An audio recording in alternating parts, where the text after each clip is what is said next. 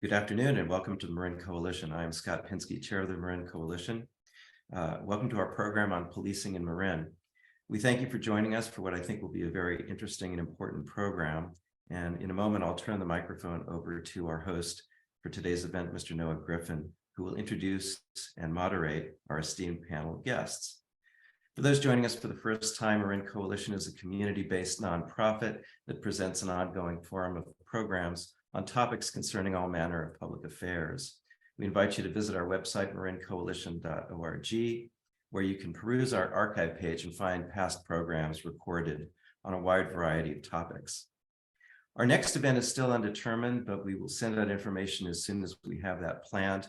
We also want to note that we've received a great deal of interest from the audience about hearing from members of the community on the topic we're presenting today. And while we were unable to include any other presenters in today's panel, we are working on creating a second program on the subject of policing, where we hope to bring representatives from various local organizations to our podium to discuss their involvement in the issue. So we'll send out information on that next program as soon as we have a date and a time. After today's presentation, Noah will open up the floor to audience questions. As Alan mentioned, we'll try and get in as many questions as we can, and you can continue to submit your questions through the Q&A tab during the program. We'd like to point out in advance, however, that the speakers will not be able to address specific questions that inquire into matters or cases that are pending in any legal or administrative proceeding. And also, they won't be able to comment on specific personnel matters. With that, I will turn this over in a moment. Our guests today are Marin County Sheriff Jamie Scardina, San Rafael Police Chief David Spiller, and Nevada Police Chief Beth Johnson. They will be introduced by our moderator, Noah Griffin. Noah has been a fixture of Bay Area politics, arts, and culture for his entire life. He's a graduate of Fisk University in Nashville, and he earned his JD at Harvard Law School, before embarking on his several careers. He served on the staffs of San Francisco Mayor Frank Jordan, Senator Dianne Feinstein, and Charles Schwab. He's hosted talk radio shows on KGO, KFRC, and K101. He writes op-ed pieces for numerous publications and has served on the editorial boards of the San Francisco Examiner and the Marin Independent Journal, where he also served on the editorial board. Until recently, he served on the Tiburon Town Council. It's our good fortune to have back at our podium to host today's event, my good friend, Noah Griffin. Thank you very much, Scott, and to Alan Shavitz and the Marin Coalition for hosting this timely and important discussion of an issue which impacts the entire county and each of the 25 towns and cities in Marin. I also want to thank each of our panelists today who have taken their time to join us by Zoom, and they are Marin County Sheriff Jamie Scardina, Nevada Police Chief Beth Johnson, and San Rafael Police Chief David Spiller. I want to thank all of you who have taken your time to join us by Zoom. A few housekeeping items. We will segment today's program in 3 sections. Our first block will allow each of our panelists to describe the size of the department, their functionality, and current issues. The second block will be devoted to the host-generated questions, and the final block will be open to questions submitted in the chat. Due to the interest spurred by this program, we'll be hosting a community-based program in the near future. As Scott mentioned, where panelists will be members of groups representing organizations whose agenda reflects improving police community relations.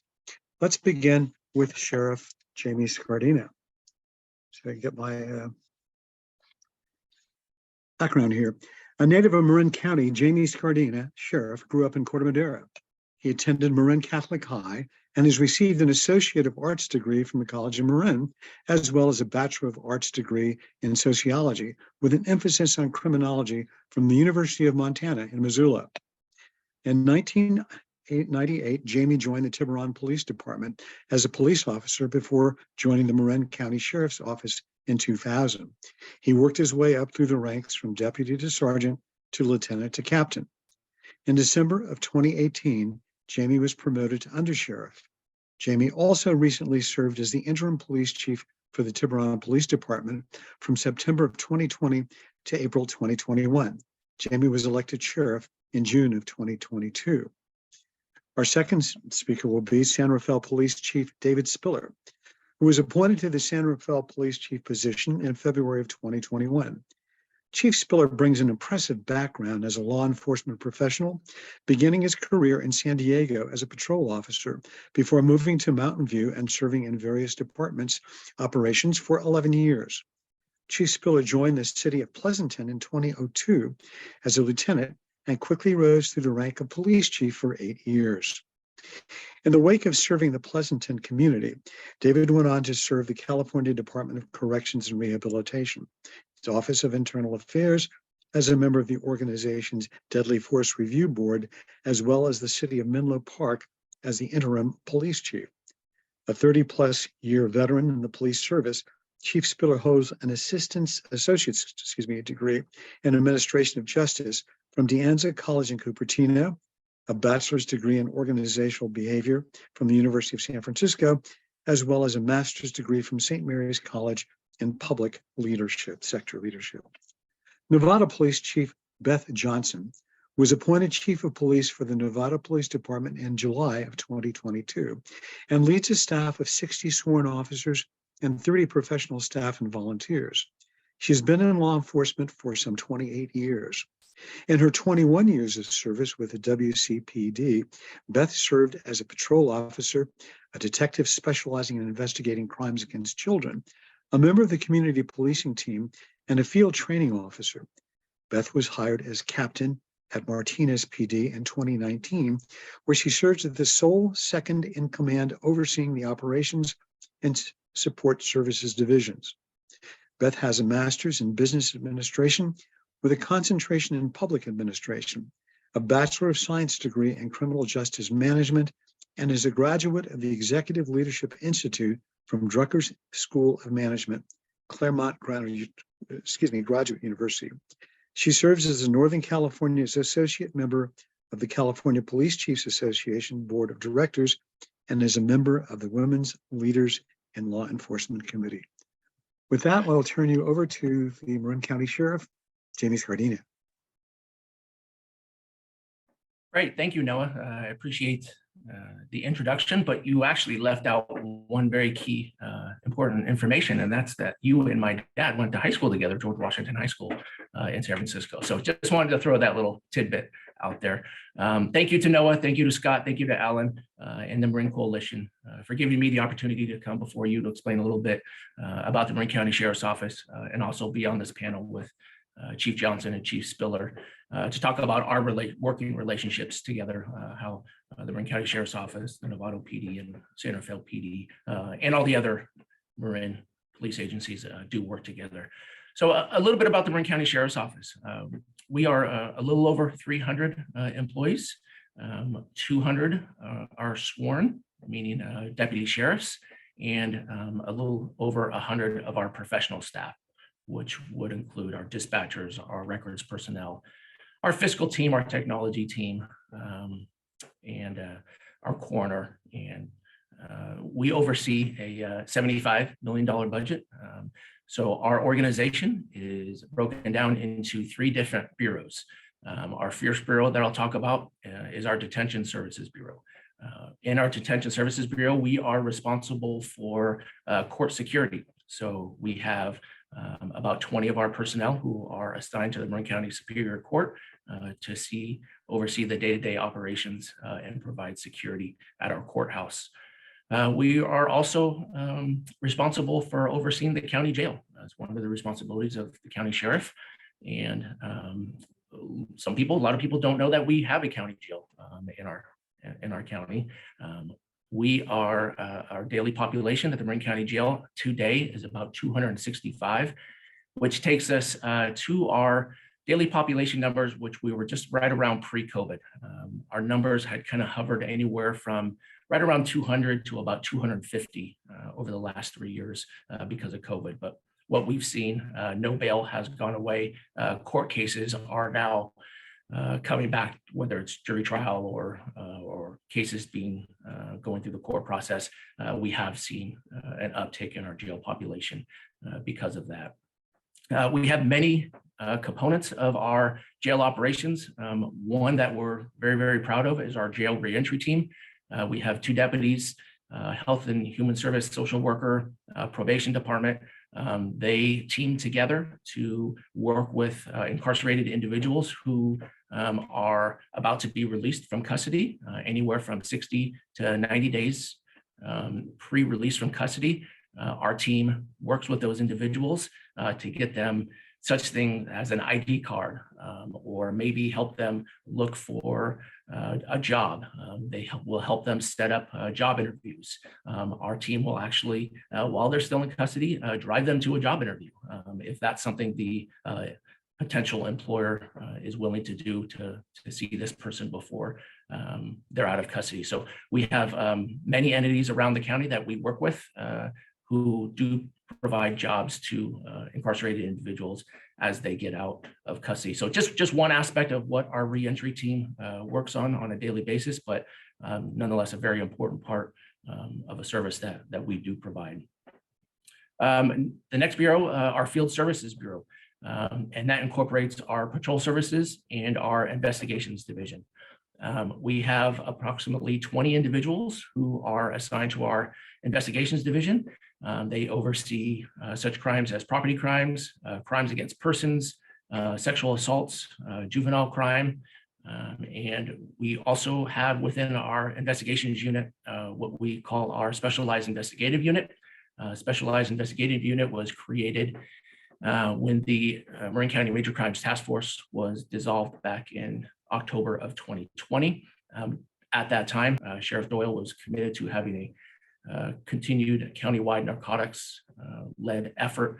So we partnered with our allied agencies, and of the agencies that dissolved at the time of the Marin County Task Force, we were happy that the Santa Fe Police Department, Central Marin Police Department, Tiburon, Belvedere, and the Ross Police Department decided to come back into and be part of SIU.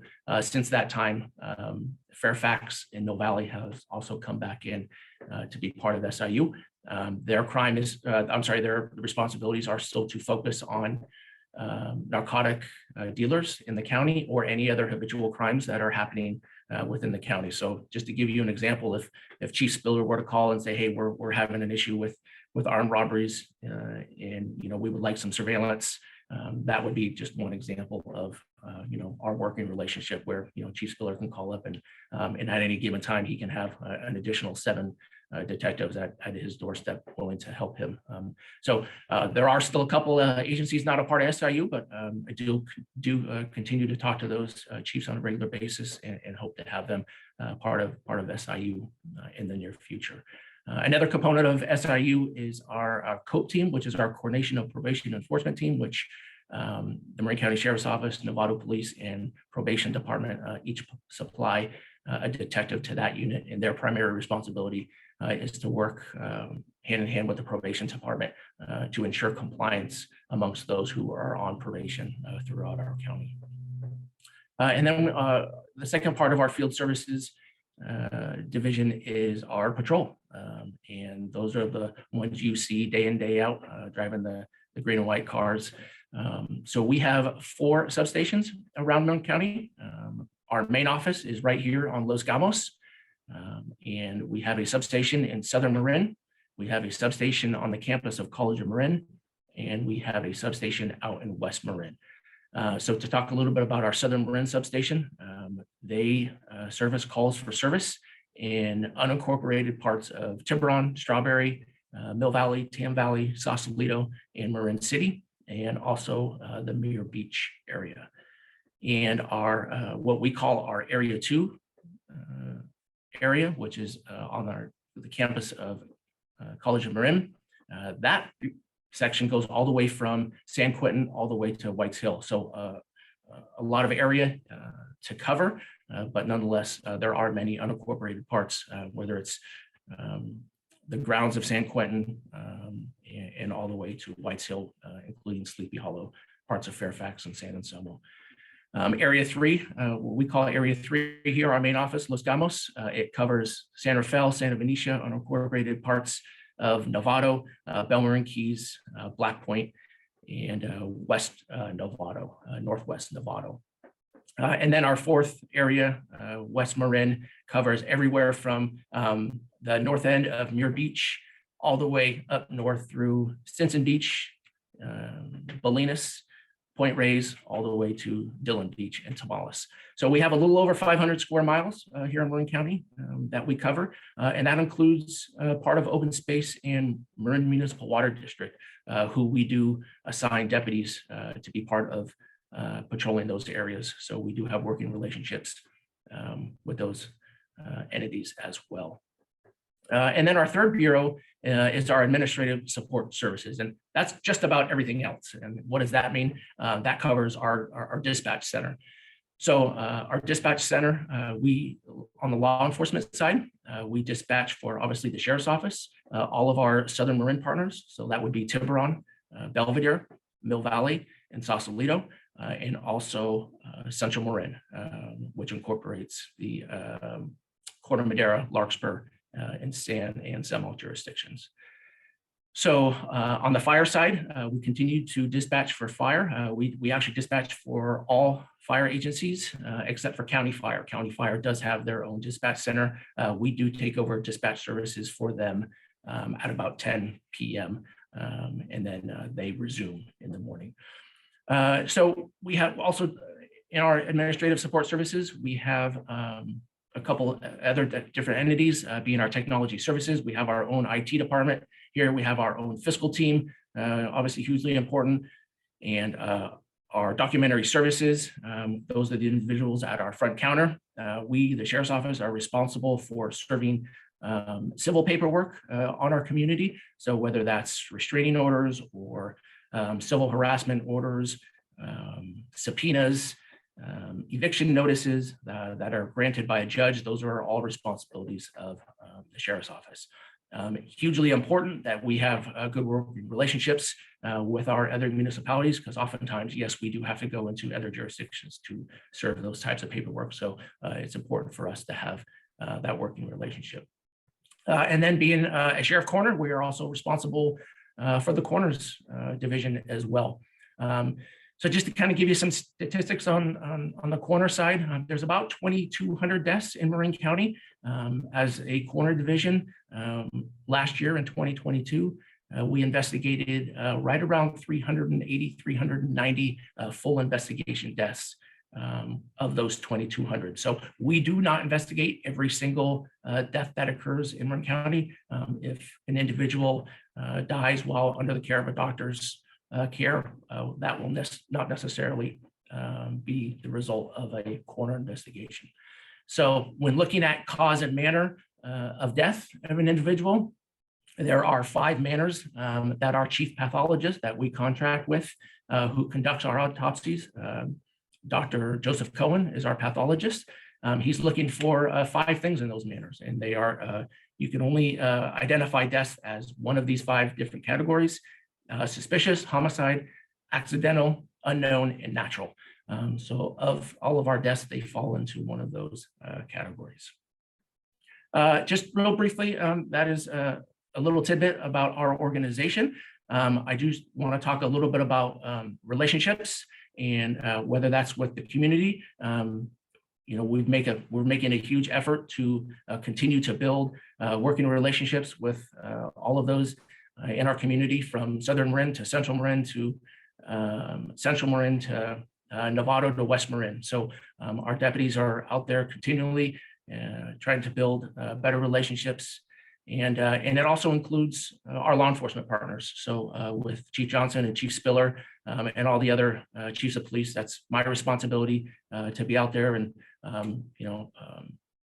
lend a helping hand when they might need it, or vice versa, if we call on them for assistance, that they're there to help us as well. So as Noah mentioned, just in my closing here, I am from Marin County. I am very fortunate enough to serve the community where I grew up, and nothing makes me more happy to be the sheriff of this county and continue that service to my community. So thank you to Noah and the Marin Coalition, and looking forward to the questions and other topics coming up. Thank you, Sheriff Scardina. We'll now move on to Chief Spiller from San Rafael. Thank you, Noah. I'm super happy to be here. I want to thank the coalition for the invitation. And I want to thank all of those participants who are with us this afternoon. I think the engagement in this conversation and participation in this conversation is very important. So I want to thank all of the participants who have joined us today. Again, I'm Dave Spiller. I'm the proud police chief of the city of San Rafael. San Rafael PD is a full service municipal public safety agency. We have just under 100 budgeted positions within our organization. 67 of those are sworn positions. So 67 sworn police officers from the chief down. And then, excuse me, and then another 30 professional staff members representing records clerks, public safety dispatchers, analysts, property and evidence technicians, those types of positions. We operate within two divisions within the police department. The first and most recognizable is the patrol division. The patrol division, or the operations division, is led by a captain, and the patrol division basically represents all uniformed personnel, traffic, patrol, all of the uniformed services within the community fall within that division. The second division is our administrative services division, and that represents investigations, communications, records, budget, fleet maintenance, all of those basically support services that occur within the organization. In both of those divisions, which are each led by a captain, there are multiple opportunities for members assigned to the divisions for special assignments and the opportunity to develop specific expertise within their chosen profession. Specialized assignments like homeless outreach, investigations, traffic enforcement, training officers, as well as community outreach. Those are examples of specialized assignments that are managed out of both divisions of the police department. Our role essentially is to deliver public safety services, and we're responsible for that 24/7, 365. We operate on about a $28 million budget, and that largely is people that are responsible for delivering the public safety services within the San Rafael community. Often people ask about our activity, those types of things that are going on in San Rafael, crime trends and things like that. Typically, the city of San Rafael, the San Rafael Police Department averages about 45,000 calls per service each year. And those 45,000 calls for service are split between 80% that the community initiates by calling 911 or calling the business line for assistance, walking into the front counter, or perhaps flagging down a police officer for assistance. The other 20% are officer initiated activity. And that 20% has ebbed and flowed over the years throughout the seasons. Years ago, it would probably be close to 50-50 in terms of self-initiated and officer-initiated versus community-initiated. But right now, it's about an 80-20 split for those 45,000 calls for service.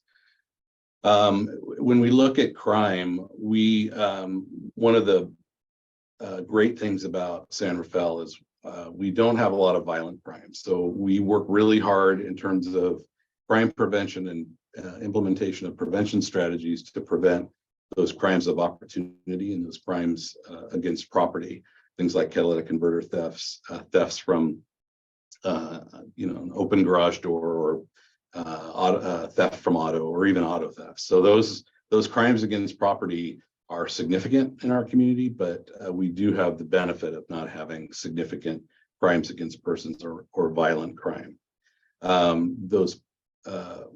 When we talk about crime is typically classified in terms of what we call Part 1 crimes. Those are things like rapes, robberies, homicides, thefts, assaults, auto thefts.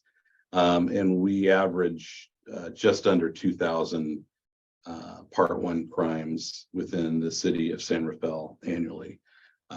Sometimes, depending on the nature of crime and what's going on in our society, sometimes those numbers are lower and sometimes those numbers can increase. But on average, just under 2,000 Part 1 crimes per year.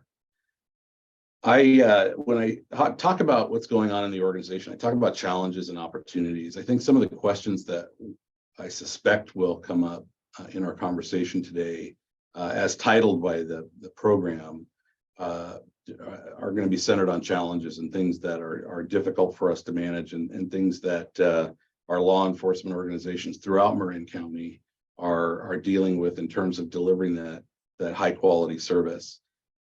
When I talk about challenges within the San Rafael community, I look at things like recruitment and retention of our staff. I shared at the very beginning that our organization is made up of 67 sworn police officers. We have 67 budgeted positions. At any given time, right now, we have 10 vacancies between unfilled positions, officers injured and unable to work, or other reasons that positions are vacant. So that 10% represents about 15% of that 67 sworn. So we have to be very fluid in our deployment and very calculating in terms of how we deploy our staff and respond to community concerns with that limited staff. So under the umbrella of challenges, recruitment and retention is something that's always in the chief's office, and something that we're always working toward mitigating to keep our budgeted positions filled, and to continue to recruit and hire the most talented, diverse, and capable people to represent this community. Also under challenges, property crime impacts. One of the things that the sheriff shared is the relationships that occur between the law enforcement agency heads within Marin County. This even transcends the county, and we have networks across the state. Crime really knows no border. So issues that we're dealing with from a crime perspective in San Rafael, Chief Johnson is probably likely dealing with these same issues. And when we realize crime trends, it's not unusual to see the same trends or events occurring throughout different jurisdictions in our county. So our relationships are critically important. But property crime impacts significantly impact the quality of life for our residents and our business owners here in the city of San Rafael. So that's a unique challenge that we continue to identify and work toward. Number 3, and not a surprise to anybody in this conversation today, the issue of homelessness is very significant. And there is a great deal of work that we're doing in terms of responding and partnering with other agencies, both in the city of San Rafael, throughout the county of Marin, and the state of California, but mitigating the issues of homelessness and recognizing it as a large-scale social issue and social concern. We, as the police department, continue to do our part to partner with other resource agencies to mitigate this community issue. And lastly, and not least significant, is community trust. We have a lot of work to do. We continue to invest in our community relationships, but building on a foundation of community trust is very important, and that is one of the areas that we consistently focus on as well from a challenge perspective. With challenges, however, we have a lot of opportunities. There's a lot of really positive things that are happening, and I start by saying how grateful I am for what a supportive community we have in the city of San Rafael. We have a significant initiative in the area of diversity, equity, and inclusion from a training perspective and a recruiting perspective. So these are our conversations that are really exciting for the organization. And then thinking of what we do and how we do it differently, more creatively, and from an innovation perspective. We are just about to turn the key. The city council authorized the alternative response unit, which is branded as SAFE, specialized assistance for everyone. And this is a 2-person car with an EMT and a pre-licensed clinician that will be dealing with quality of life issues, really focusing on issues around homelessness, individuals who are experiencing acute mental health crises and those other quality of life scenarios that a police officer doesn't necessarily need to respond to. So we're in our phase 1 of a 3-year pilot. We're deployed 12 hours a day, 365 days a year, and we're really excited to see how we're going to continue to develop that program with the vision of 24/7, 365 with this alternative resource. And the goal really is through innovative programs like this are to divert emergency room transports and to divert incarcerations and really provide resources to vulnerable populations who don't necessarily need a law enforcement response when a community member calls for some type of service. And last but not least, I've already said it, the sheriff said it, and I'm sure Chief Johnson will say it, is under the umbrella of opportunities is our relationships with our allied agencies. The agency heads that I partner with throughout Marin County and throughout the state of California are critical to our work in professional policing. I value and rely on the expertise and the openness and the willingness to partner for all of the police chiefs and the sheriff here in the county of Marin. And I'm grateful for their partnership and the work that we do together. And I look forward to the conversation that we'll have for the next hour or so. Thanks, Chief Spiller. Now we will go to Chief Beth Johnson of the Novato Police Department. I believe you're muted, Chief. Of course, it's only 3 years into Zoom and I can't figure out to be unmuted. My apologies. I echo the sentiments of my colleagues in thanking the coalition and our hosts here, and then everyone who's participating in this conversation. I'm looking forward to this next hour that we have together. It's a hard act to follow with Sheriff Scardina and Chief Spiller sharing about their agencies and some of their regionalization. I will save some time by not repeating some of that, and I'll start with just telling you a little bit about the community of Novato and the Novato Police Department. We're a city of about 55,000 and we cover 28 square miles. People are a little surprised at how spread out the actual city limits of Novato are, and we're mostly residential. We are the 3rd largest organization in size for law enforcement in the county of Marin, and we are also a full service organization. We have 60 sworn positions, but much like Chief Spiller mentioned, that's on paper. We're down about 4 positions right now, and we have 2 people out on injury. So that does end up having an impact on our operational needs. We have about 30 professional staff. I'm going to go into those details a little bit more, staff and volunteers. And our department, much like San Rafael, is divided into 2 divisions. We have our operational division, which is what you see most in the community. That's our uniformed staff. And that consists of 6 patrol teams and our traffic division. And then we have our administrative services, and that consists of our records division, our evidence and property, and our dispatch center. We have a fully staffed dispatch center, which I'm proud to brag of, but I'm going to knock on my wood desk here because that is a real challenge, not just for Novato PD, but throughout the industry right now, is being able to fill a dispatch center. We've got a really fantastic group. I'm very proud to brag on them. Within our administrative services too, we have our SRO program and our Novato response team. We currently have 2 SRO positions, but unfortunately we've only had 1 filled for, it's been about a year. We're hoping to have that 2nd position filled this summer. We really appreciate our partnership with the Novato Unified School District. And we found that our SRO program has had a really positive impact within our schools and being able to help bridge that gap for a lot of our youth in connecting with law enforcement. So the demographics of the Novato Police Department, as I mentioned, there are 60 sworn officers or funded officers, and we have 17.5 funded professional staff positions. So that remaining that gets us up to 30 are volunteers. That includes our volunteers that actually work in the office, that do a ton of work for us, and we're so appreciative for their support, and also our Explorer program. And I'm going to touch just a little bit on the Explorer program coming up. The majority of our staff, our sworn staff, only have 4.5 years experience. And I'm going to mention that again coming up because one of our big challenges is recruiting and retention. And the additional challenge that comes with a really young staff is the amount of training that's needed to get them up to speed and to have that experience of being on the job.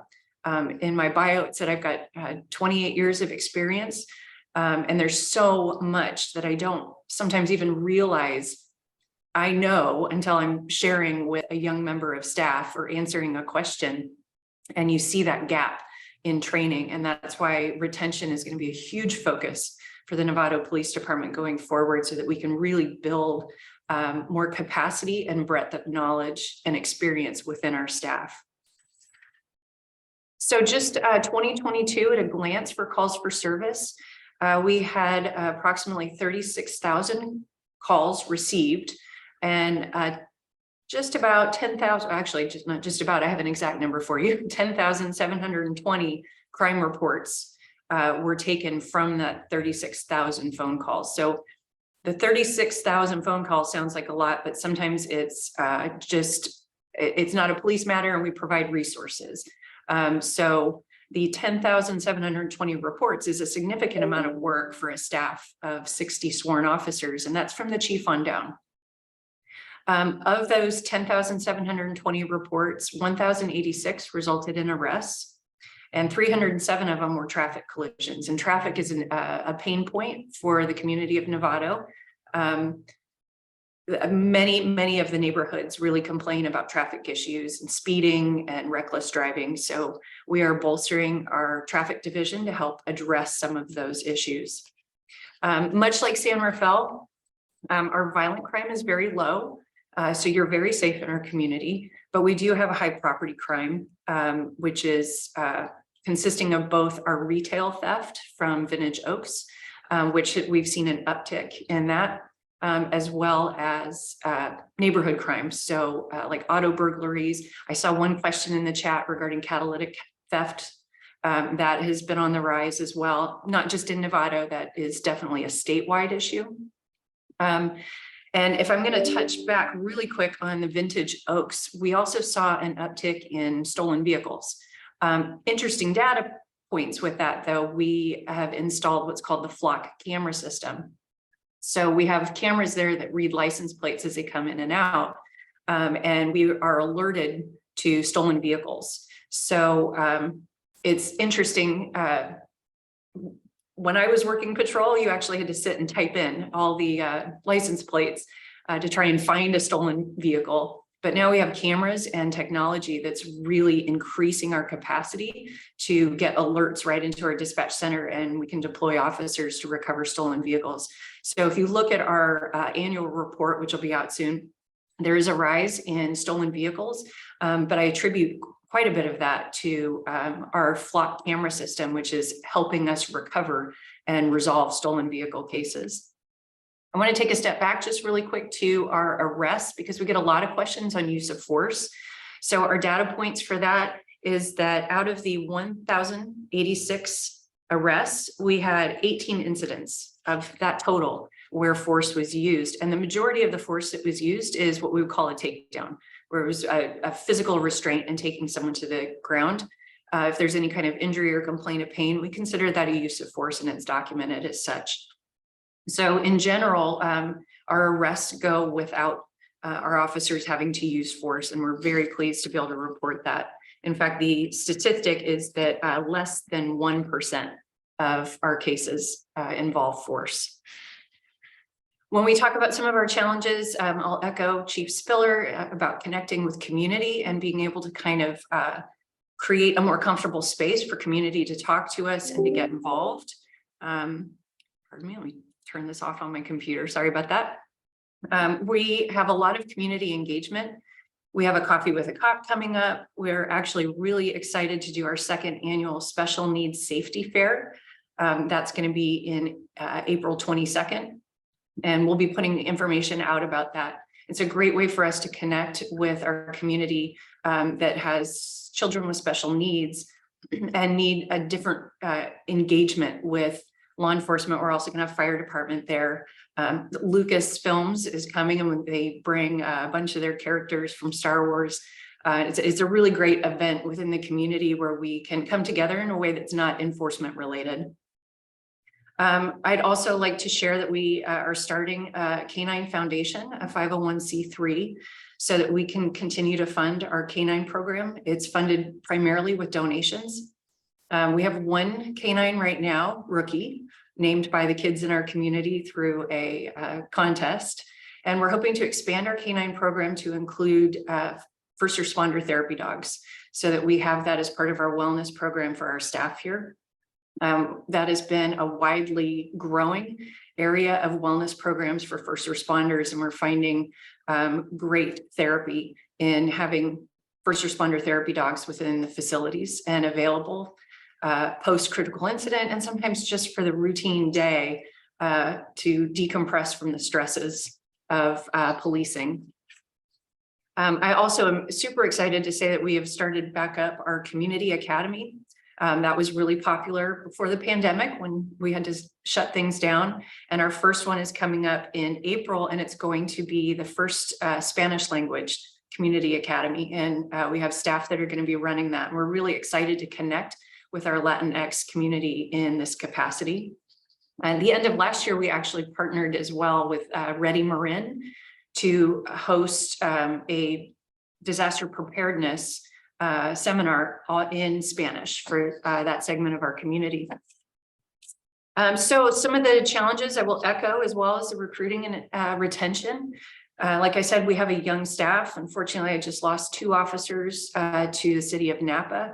I hated to see them go. They were fantastic officers for us. One of our challenges is a long commute for them. They both live in the city of Napa and have young families.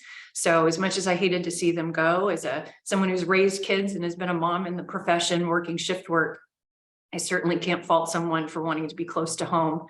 And one of our issues here in Novato is the issue of pay and being able to be competitive with other organizations.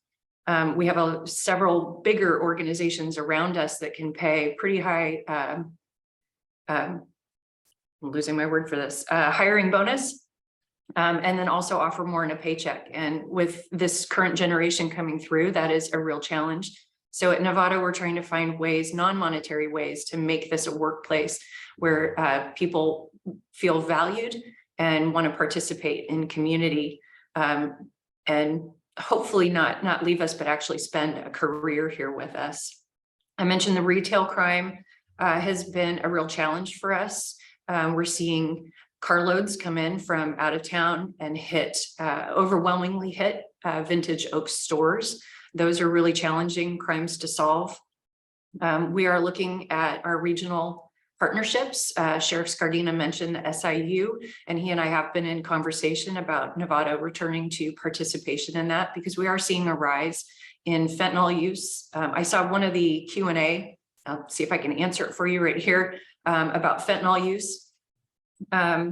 And whether or not those are getting prosecuted, or we're looking for the higher end dealers. I'm proud to say my detective bureau had a case in which they have gotten it was murder charges against a dealer. We had, unfortunately, an overdose death here in our city, and my detectives were able to tie a couple other overdoses in neighboring cities to one supplier. They pursued that case vigorously and worked with the DA's office and are getting criminal charges for that. So I think it's really important for our organization to participate regionally to address the rise in fentanyl use and related issues.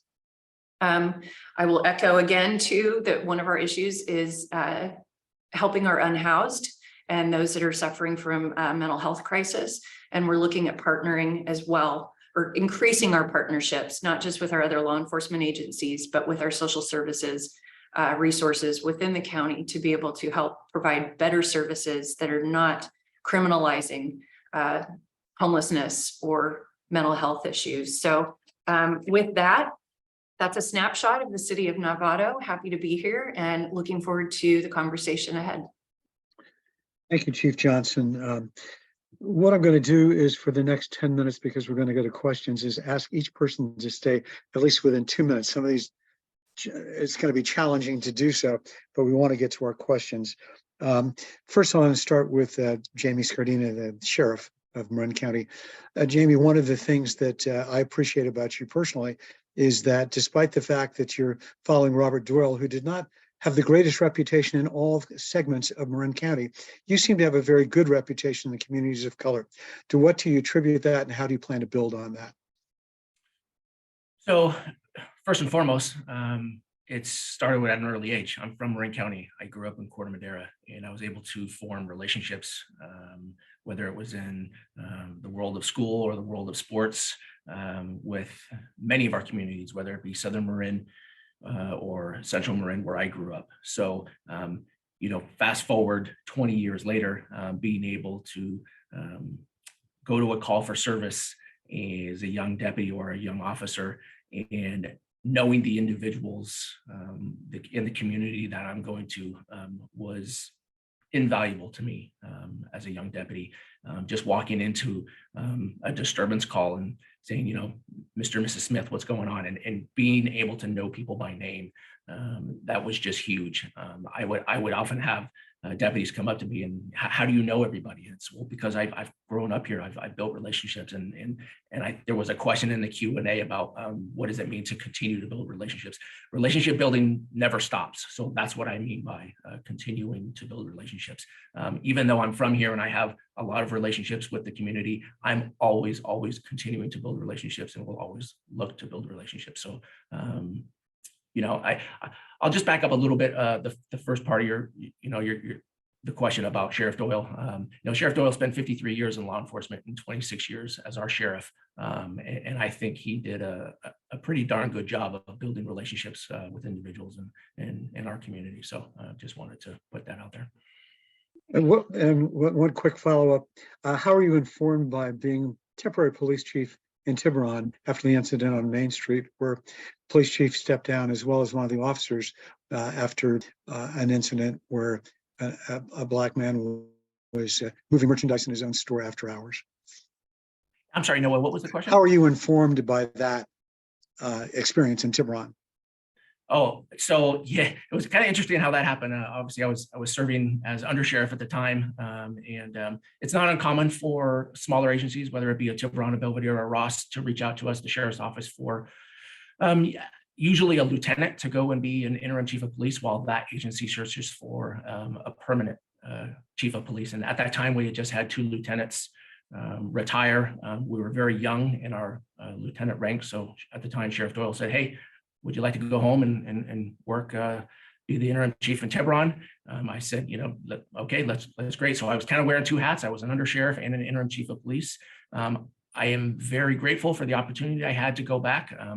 I learned the valuable lesson in working for an elected official and working for a city council and a town manager. That was hugely important. And I had an opportunity to go into a very small organization during a tumultuous time, and tell them that, hey, you're going to be okay. We're going to do things a little differently because that's what your community wants right now. And part of that is getting to know who your community is. So, it was about me going into Tiburon and setting an expectation that I expect you to get out of your car and go talk to people. And that started with me. On day 2, I literally parked my car downtown and I walked into every single business that was open. We were still in COVID during that time. Introduced myself, told them who I was.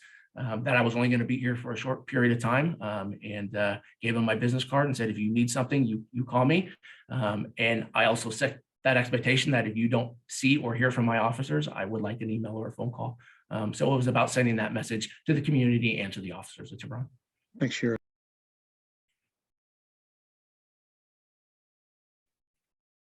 I'm sorry, I just muted myself. I want to give you an opportunity to address some controversy that's taking place in San Rafael right now that would happen in the canal. I know you can't talk about the specifics, but we would be remiss if we did not give you an opportunity to talk about, in general, what happened, the investigation, how long it's taken, et cetera. Please. Thanks, Noah. And, I appreciate Scott sharing at the beginning of the program. There's things that we can say and things that we can't say. I understand the community is very, very frustrated with the fact that this is still under investigation, that it's taken quite a bit of time.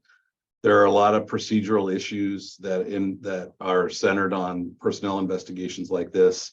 Officers are represented by their legal counsel. Interviews take time. The investigation takes time.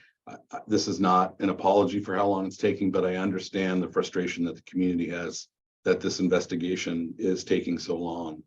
As it relates to this incident, these are legitimate concerns that the community has raised. It's the feelings of anger and frustration that our community are sharing are totally appropriate, and I appreciate where they're coming from. I appreciate how they're using their voice constructively in our large community-wide meetings, as well as conversations that we're having with smaller groups or individuals.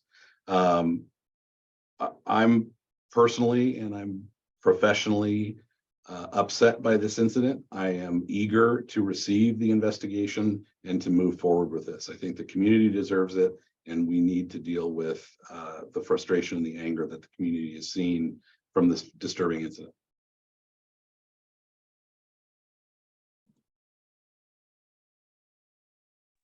I'm sorry, you've had meetings with the community since this incident, and I suspect you plan to continue that, correct? Yeah, we've had a lot. And so we've had a handful of large meetings with the community at large. We've had some targeted meetings with different groups within the community. We meet regularly with other smaller groups, and we receive a lot of feedback in hasty meetings, like coffee with a cop, or somebody that I will run into in a downtown business. We have these conversations with the chamber. A lot of opportunity to get feedback from the community through our focused work of community outreach and hosting these meetings both in English and in Spanish to develop feedback from the community.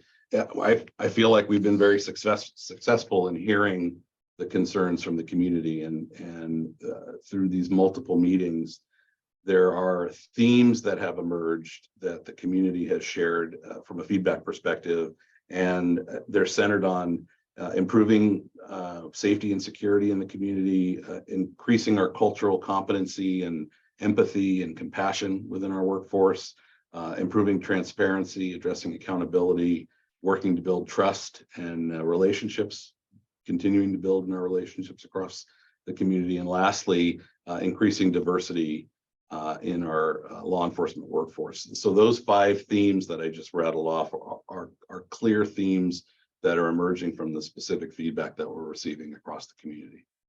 Thanks, Chief Spiller.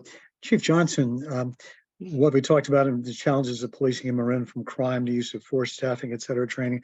It was always said when I was growing up that Nevada was one of the safest places in the Bay Area to live because all the retired police from San Francisco moved up to Nevada. That may very well still be true. I'm not certain. But at any rate, what are the major issues that you're confronting in Nevada currently? From what I understand, that is still true. There is quite a few. Anecdotally, what I learned was that San Francisco PD had a restriction on how far outside the city you could live, miles wise, if you were to be employed there, and Nevada was the most northern and one of the safest spots. So we do have quite a large retired law enforcement contingency here, and I'm happy to have them because they do actually help keep the community safe. They're great witnesses and they're great eyes out for stuff. So we really do see our biggest problem here is property crime. You are quite safe in our community, and I'm really proud to say that. Doesn't mean we're without violent crime. We had a highly publicized stabbing involving a bunch of juveniles towards the end of last year. I am happy to say that 7 individuals that were responsible for that absolutely vicious and violent attack are in custody and are being prosecuted. The detectives worked 24 hours a day for an entire week to bring that case to a successful conclusion and seek justice. That being said, I had mentioned Vintage Oaks being a source of retail crime. So we've increased our patrols there. I do hope to increase our camera system. It's not cheap, so we're working at ways to make that happen, because it really does increase it. It's a force multiplier for us because we only have 60 sworn, chief on down. So that means we have about 36 officers deployed to our patrol division, and that's spread amongst 24/7, which stretches us a little thin. It is sufficient. I do feel that we provide adequate patrol services to the community. That being said, traffic is a big complaint too, and it's frustrating for our residents when, you know, they have speeding cars on their street and I only have 3 traffic officers, and it's hard to spread them out over 28 square miles. And everyone's complaint is important to us, so we're doing our best to be responsive. And then catalytic converter thefts is kind of a hot topic as well. I'm a victim of it as well. My daughter's catalytic converter was stolen off of her car right in front of my house where I live. So it's incredibly frustrating, and I hear the complaints from community. What I ask is for our full force multipliers of our community members. If you see something, please call. Unfortunately, I saw one of the questions in the Q&A about closure rate on property crimes. Quite often, property crimes are reported well after the fact. So it's hard to get leads and to generate arrests and stuff off of that when we don't have a fresh report. So we ask that if people see something to please report right away, be a good witness and try and give us as much information as possible. And then we're hoping to increase our technology opportunities to grow that force of being able to close cases without necessarily needing to add more officers. What about the differentiations in stops between people of color and non-people of color in Nevada? Do you have statistics on that? I'm sorry, I don't have them in front of me. It's something you might want to consider. Oh yeah, no, we have the data. I'm sorry, I don't have it right in front of me to give you an accurate response to that. In general, is there a differentiation? According to our RIPA data, yes. Do you But know? I couldn't tell you what that is in numbers right now. Okay. Scott, I think we have some questions to go to. Yes, we do. And I thank everyone in the audience for submitting these both before the program and during the program today. I am a little overwhelmed by the number of questions, and so we'll do our best. I can't promise we'll get to every one, but let me try to bring them in and we'll get them dealt with as efficiently and expeditiously as we can. First couple of questions get to the RIPA Act that the chief just referred to, and let me give a little bit of background on that. The 2015 Racial and Identity Profiling Act of the state of California is what we're referring to here. We have a few questions on that, one from Frank Shinman, I hope I'm saying that right, and Tammy Edmondson from MV Free, an organization in Mill Valley. Let me read Tammy's question because she kind of lays it out, and it's a multiple part question, but let me just get it all out there, and then we can ask our panel to discuss.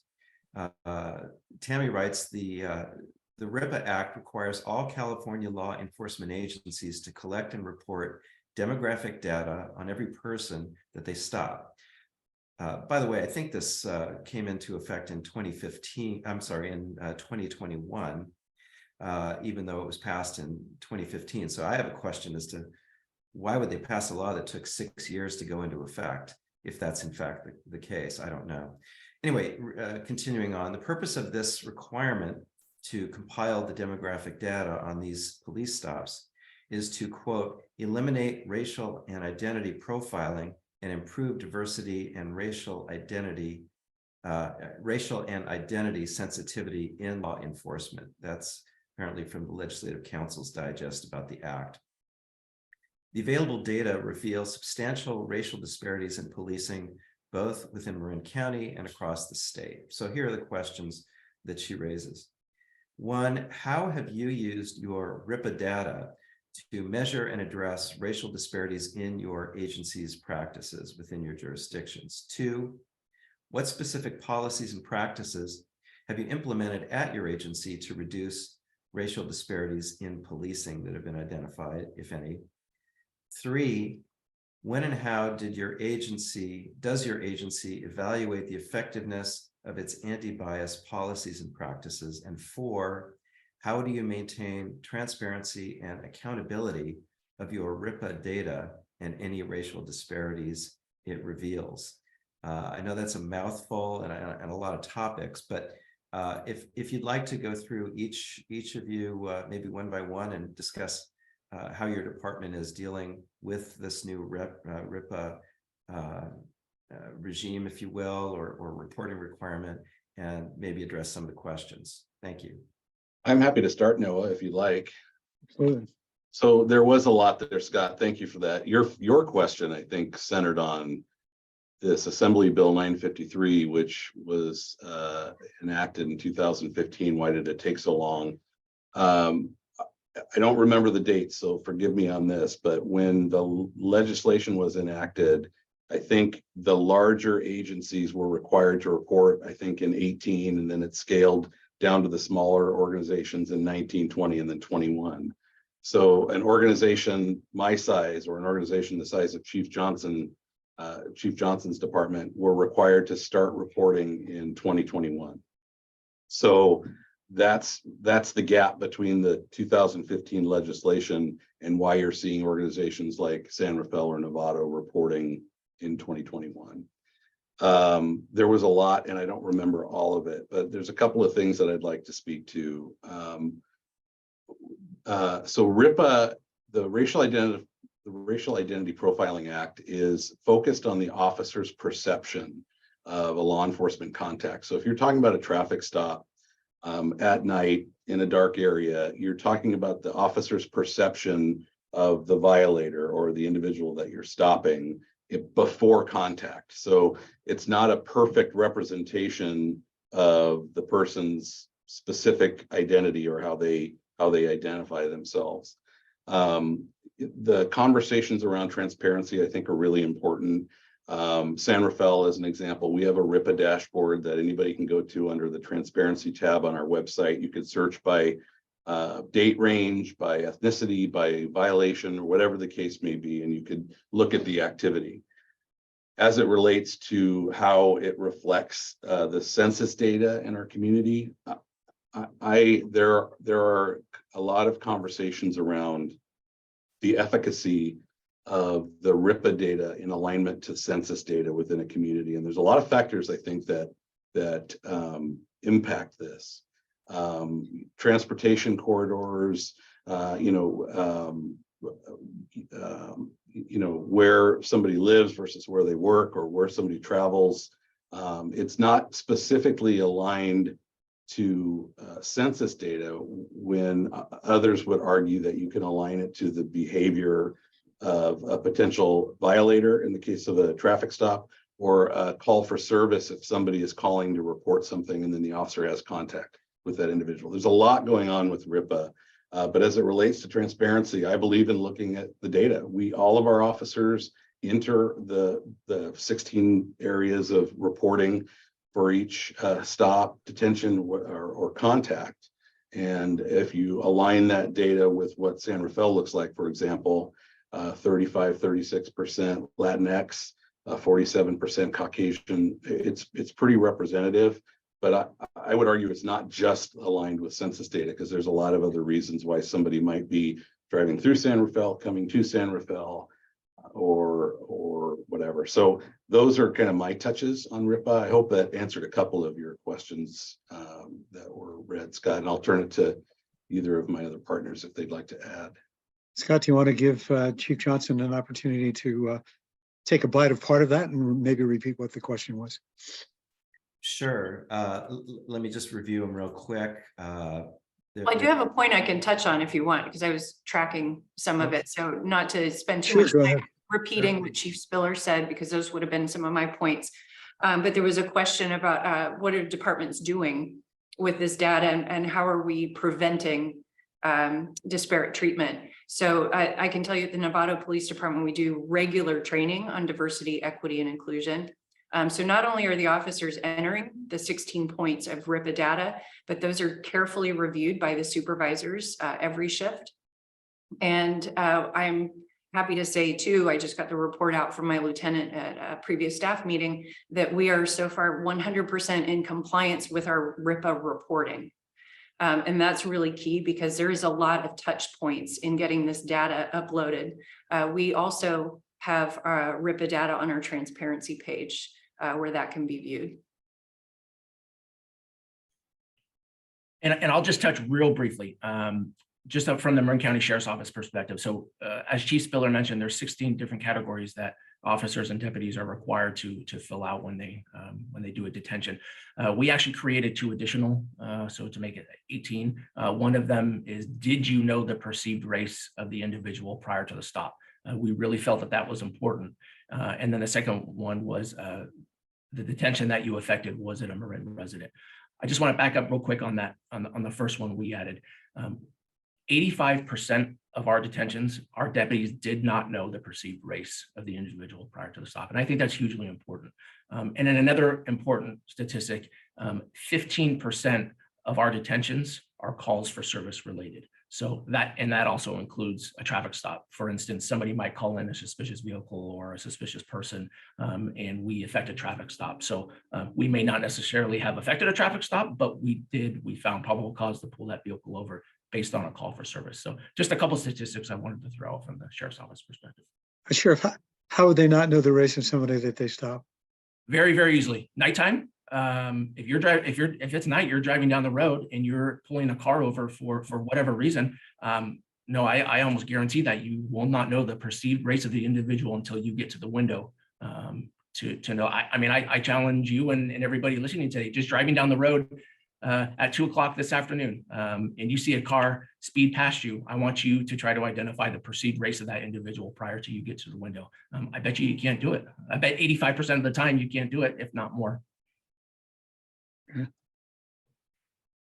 Okay, let me move on. This is a somewhat different question, but related. I think it's teasing an interesting distinction between a police-initiated encounter and a community-initiated encounter. This is another question from Tammy Edmondson, and she's asking about what she terms race-based calls for service.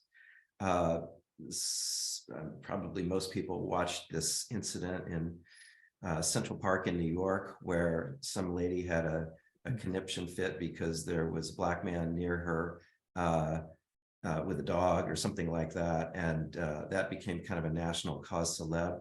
And I think that's the kind of incident that Tammy's asking about here. Her question basically is referring to what she has identified as a Mill Valley campaign to stop race-based calls to police. Sheriff Dispatch has developed a code for bias-based calls at the request of Mill Valley Police Chief Navarro that enables the department to follow up and educate callers on the appropriate uses of 911. And this is, a practice or a policy, obviously, based on trying to prevent people from contacting law enforcement as an outgrowth of their racial bias. Are there similar practices that are happening in any of your departments, and do any of you have comments on the issue in general? I'll start. Oh, Jamie, you're on mute, so I get to start. I can tell you that this is not a new issue, which I'm sure many of the people listening in or on this panel will agree to. As a dispatcher in 1994, I took phone calls in the community I was working in, where it was clearly bias-based police, not policing, but phone calls, calls for service, or trying to report someone as suspicious. And as you would try and dive in as a dispatcher into, well, what's suspicious? It was very clear that it was, they don't belong here, would be what you would come around to. And as a young dispatcher, that call just was not answered. I did not dispatch officers to that unless we were given, and I would let the supervisor know, the sergeant know at the time. So that is carried forward in my entire 28 years as both a supervisor, then a watch commander, and then a division commander, and now as a police chief, that my staff is trained to dive into, is this a policing issue? And we need actual information that's going to show that there is a criminality to this call for service, and not just they don't belong, or anything that is showing a bias. I don't have a program in place like Chief Navarro. I'm actually finding that intriguing. And we'll be reaching out to my colleague to find out more about that. But our staff is very clear, right from the dispatchers to the officers to the sergeants and the watch commanders, that if they hear any kind of call for service that is not showing true criminality and something that we need to be addressing, we tell that caller, this is not a police response and we do not engage. So I could not have said it any better than Chief Johnson. That's exactly what I was going to say. We actually dispatch for the Mill Valley Police Department, obviously along with the Sheriff's Office, Tiburon, Belvedere, and Sausalito. So just, I'm not going to sit here and echo, but just that we try to teach our dispatchers, hey, ask some additional follow-ups. What is actually suspicious that you're talking about? So I'll just leave it at that because Beth did a great job. Yeah, I really appreciate that Chief Johnson shared how intriguing this is. And I think we all wrestle with this same, training and, pull the information from the caller in dispatch. So we address behaviors as opposed to what a perception might be or whatever. But there is a push-pull here. We talked a little bit about crime prevention and see something, say something, and everybody in their neighborhood knows what's normal and what's out of the ordinary. And we fully want to partner with our community in terms of addressing potential property crimes or crimes in progress. So there is a push-pull in terms of we want our community to partner with us and be good witnesses and call, but we have a responsibility to really vet what we're being informed about and what are the behaviors versus the perceptions and assumptions that a caller may have. There was a flyer that was put out by the Mill Valley folks, and it said research shows Mill Valley community members call the police about Black people at nearly 20 times the rate they do about white people. So 3 things to consider before calling police. 1, consider the behavior. Do I see behavior that makes me think somebody is committing a crime or endangering somebody? 2, your assumption. Is a friend or neighbor were behaving in that way? Would I think to call the police? 3, consider your reaction. Are police the most appropriate service providers for the situation? That's just thought I'd add that. Scott, thanks. Thanks. Let's move on. We have a number of specific questions, and I may try to get to a couple of them, but there are obviously particular incidents, and I'm not sure how broadly relevant they are. But Ellen Schultz asks about the incident involving an officer in Novato who allegedly shot a dog owned by his neighbor in Petaluma, I think it was. I'm not very familiar with the facts of that one, but Chief Johnson, if you wanted to give any information on updates on that, I don't know if that's something you can talk about or not, but the question is he still on duty?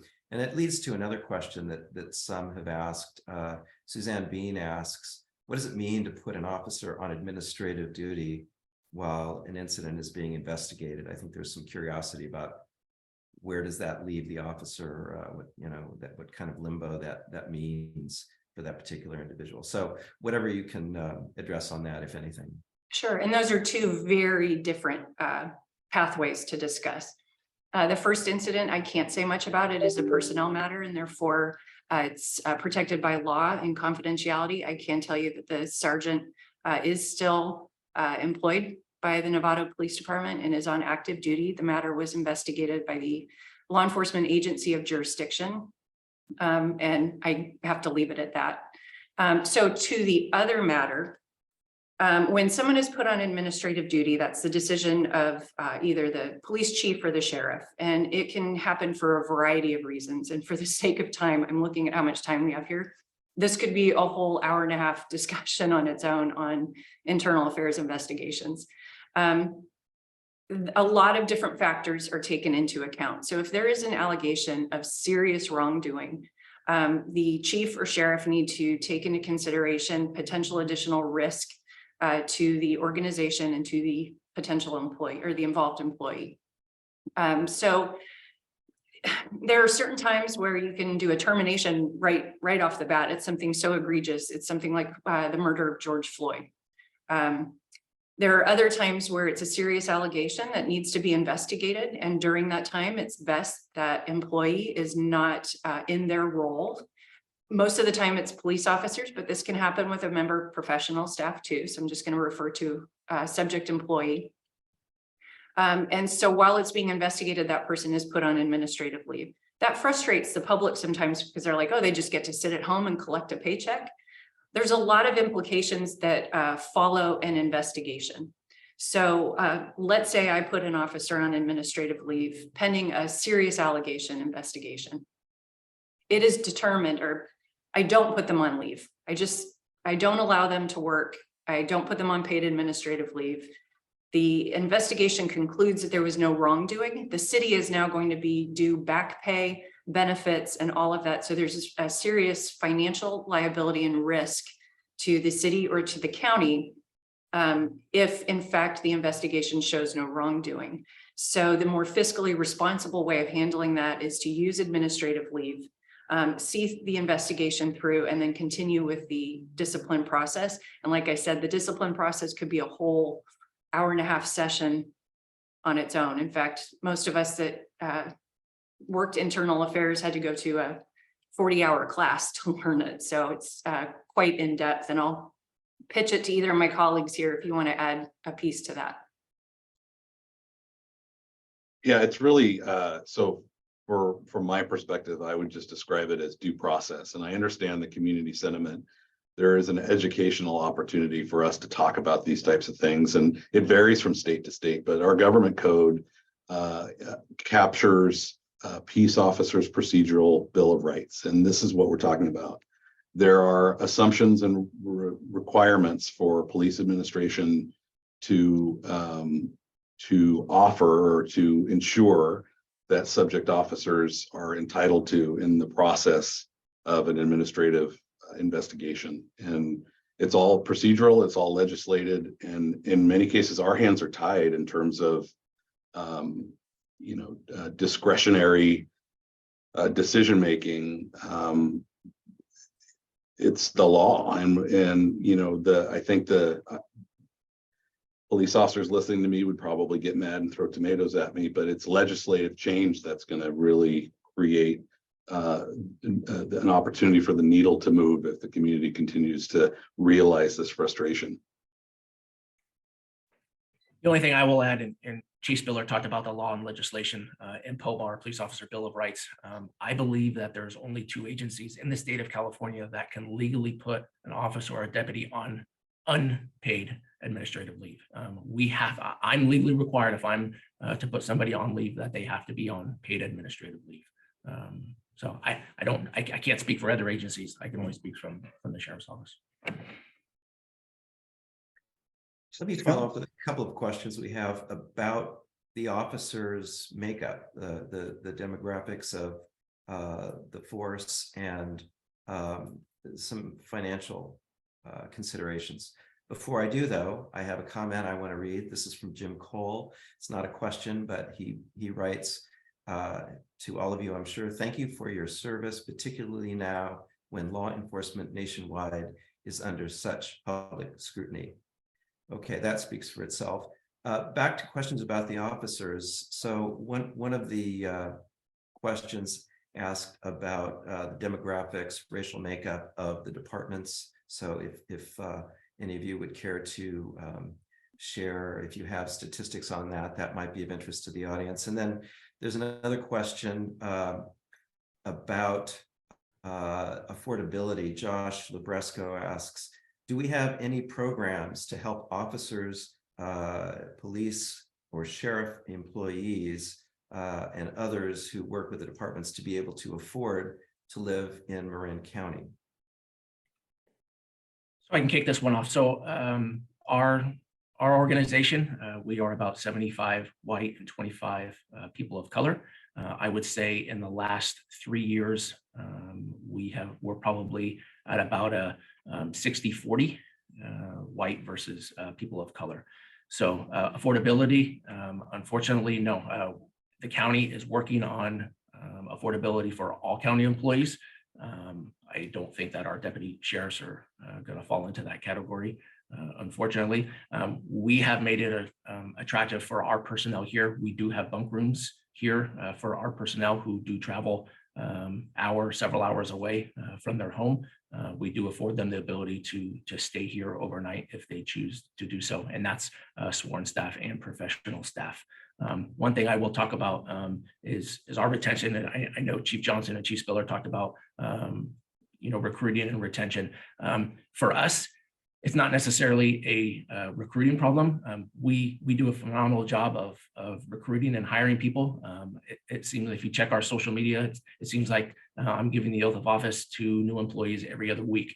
Our problem falls on the retention. Unfortunately, we just can't keep deputies here for the reasons that were explained. So some of it is pay, some of it is signing bonuses given to other agencies, and most importantly, as noted by Chief Johnson, people just want to live closer to where they work, and it's hard for people to live here. So it's hard to argue that they don't want to travel 60, 90 minutes away from their home to be here. So I'm working with the county, not necessarily to do hiring bonuses, but to do retention bonuses. Let's keep those individuals that we have here for 10, 15, 20 years so we don't lose them, because we're losing people from about a 3 to 7 year range.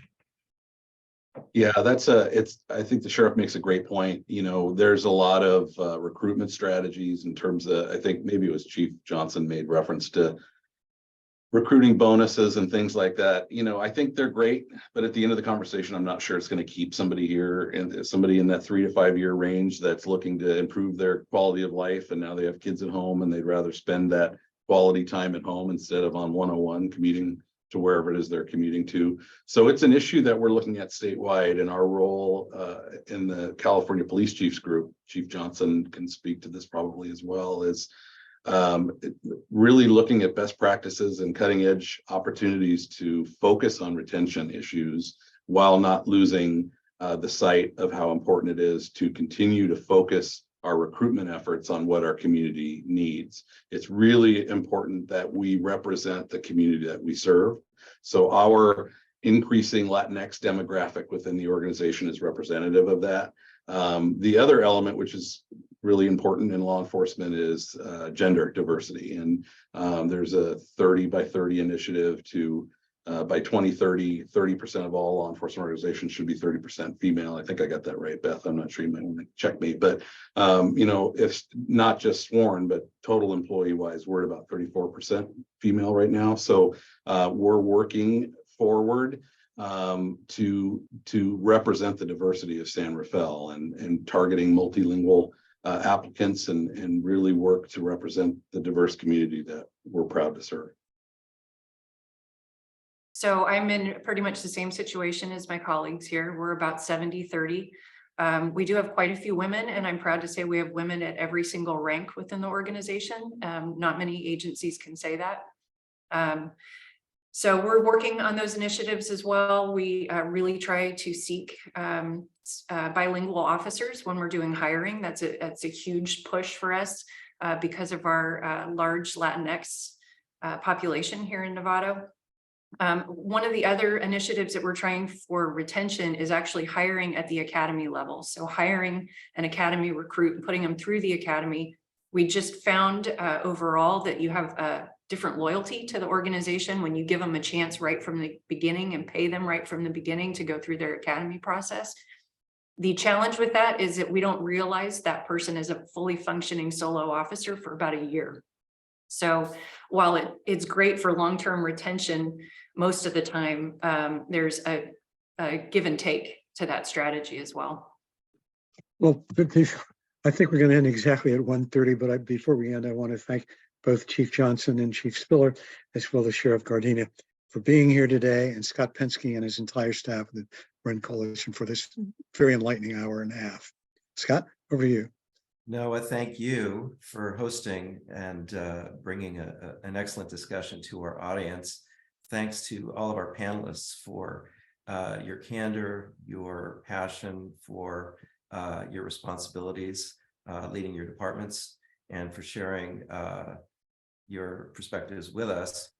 I've learned a lot through this program, and I think if anyone had any doubts before the program as to whether the leadership of our law enforcement agencies here in Marin are aware of the community and listening to the community. I think your doubts have probably been answered through the program. We will have a second program, hopefully in the coming months, to continue on this topic and present additional points of view from the community. And we hope you'll tune in for that. We'll certainly let you know when that program is teed up, as well as the rest of the programs for the season. Thanks to our webmaster, Alan Shavitz, for bringing us a terrific program once again. Thanks to Kevin Haggerty for helping to set this up. Again, Noah, thank you for hosting us today. And to all of our panelists, we really appreciate the time and the effort that went into presenting the program. Thanks to all of you on the audience side for your input and your interest. Sorry we didn't get to all the questions. We did our best, but I think we covered a lot of territory, and we really appreciate you joining us for today. And we will see you next time. Thanks for tuning in. Bye-bye.